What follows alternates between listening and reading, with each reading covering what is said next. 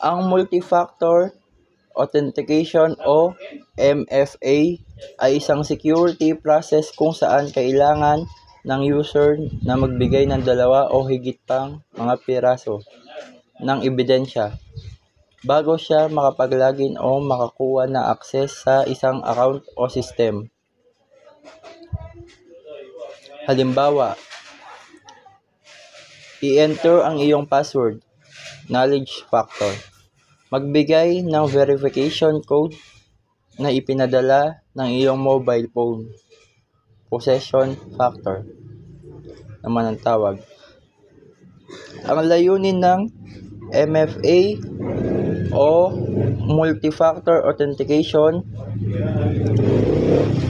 ay nagpapataas na seguridad ng mga online account o system dahil kahit makuha ng isang tao ang iyong password, kailangan pa rin niya makuha ang ibang factor, halimbawa phone o biometric scan, upang makapasok sa iyong. Panglima, encryption. Protect data by encoding it, making it unreadable without a key. Pang-anim, network monitoring.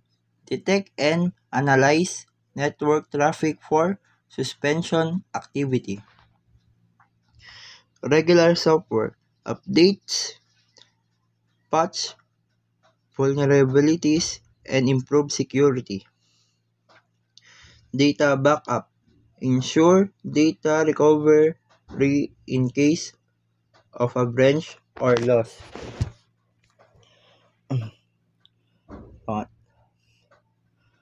Ang information security naman ay nakapaloob dito ang access control, data loss prevention, incident response planning, security awareness training. Ang information security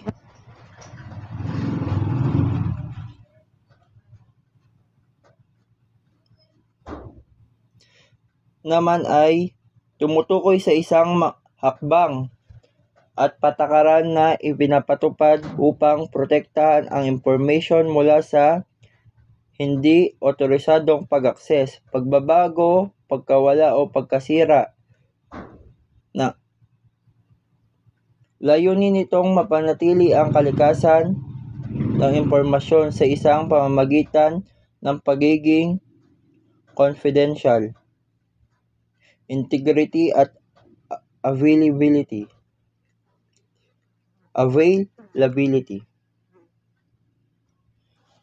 Tatlong pangunahing layunin ng information security o kilalang CIA. Confidentiality, pagpapanatili o lihim ng isang information kaya hindi ito na-access ng mga hindi otorisadong tao. Integrity, pagtiyak na ang information ay tumutukoy o tumpak na pagbabago ng walang otorisasyon. Availability, pagtiyak na ang information ay laging magagamit at ma-access ng mga otorisadong tao kapag kinakailangan. Ang layunin naman ng information security ay mahalaga upang maprotektahan ang integridad at kaligtasan ng data mula sa mga banta tulad ng cyber attacks, data breaches, at iba pang uri ng panganib sa digital na mundo.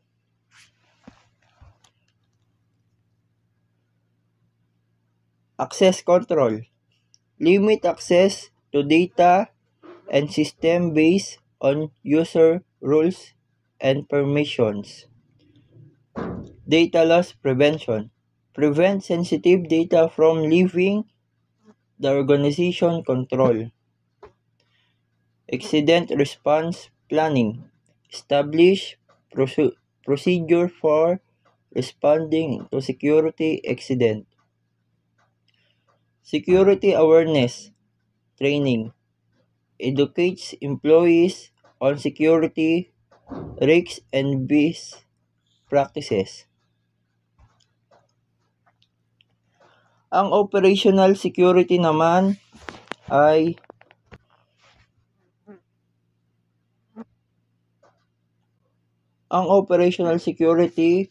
o OPC-EC ay isang proseso ng pagkilala, pagsusuri at proteksyon ng mga sensitibong impormasyon na maaaring magamit laban sa isang tao, organisasyon o operasyon. Layunin ng OPC-EC o Operational Security na tiyakin na ang mga critical na impormasyon ay hindi madaling makuha o magamit ng mga hindi otorisadong tao, partikular ang mga kaaway ng mga banta. Halimbawa, pag-secure ng mga komunikasyon sa pamamagitan ng encrypted email o secure messaging apps. Pangalawa, pag-iwas sa pagbibigay ng sobrang impormasyon sa mga publiko o hindi otorisadong tao. Pangatlo, pagpapatupad ng mahigit na kontrol sa pag-access sa mga sensitibong dokumento. Ang layunin ng operational security ay naglalayong maiwasan ang leak ng mahalagang impormasyon na maaaring magdulot ng panganib o operasyon, seguridad at reputasyon ng isang tao o organisasyon. Nakapaloob dito ang visitor management, tracks and control visitors' access to facilities. Clear signage, provide clear instruction and warning. Emergency procedure education trains employees on how to respond to emergencies. Risk assessment identifies and assess potential security risks. Ang data security naman ay security measure should be tailored to the specific needs to risks of each organization or individual with a focus on a layered approach that combines physical, digital, and operational security. Nakapaloob dito ang data encryption. Protects data while it being stored or transmitted. Data masking hides sensitive information such as credit card number during use. Data access control. Restrict who can access specific data. Data backup and recovery ensures data can be restored in a case of a loss or damage. Ang disciplinary process. Nakapaloob dito ang complaint or accident report. A disciplinary action can be initiated through a complaint filed by a private individual or by the jail warden in response to an accident, such as a jail disturbance or apprehension of PDL for violating rules. Pangalawa, investigation. The disciplinary board will investigate the fact of the alleged infraction, potential, interviewing witnesses, and examining evidence. Hearing.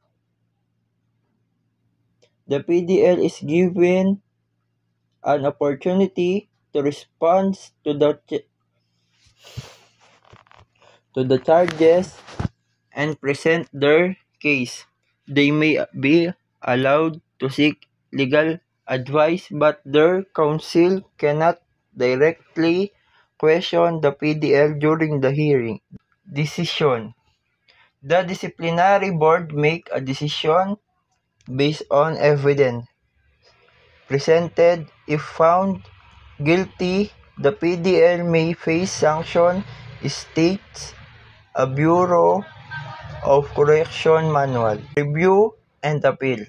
The decision of the board is subject to review by the jail warden, whose decision is typically final and executory. Record keeping. The proceedings are recorded and maintained by the record section of the jail. Example of disciplinary action: warning, a verbal or written warning for minor infraction. Restricted privilege, temporary loss to certain privilege such as access to certain amenities or programs. Extra work, assigning additional work duties. Confinement, isolation or restriction in a specific area within the facilities. Transferring the PDL to a different unit or facility. Important consideration. Nakapaloob dito ang fairness and due process. The PDL must be given the opportunity to defend themselves, present their case. Pangalawa, documentation. All proceeding and decision must be properly documented. Pangatlo, consistency. The disciplinary process should be applied consistently across the board. Pang-apat, communication. Clear and consistent communication with the PDL is important through the process. Pang-lima, training. Jail personnel should be trained on how to conduct disciplinary proceeding fairly and effectively. Yun po ang nakapaloob sa control and disciplinary process of PDL in the Bucor. Thank you po sa panonood.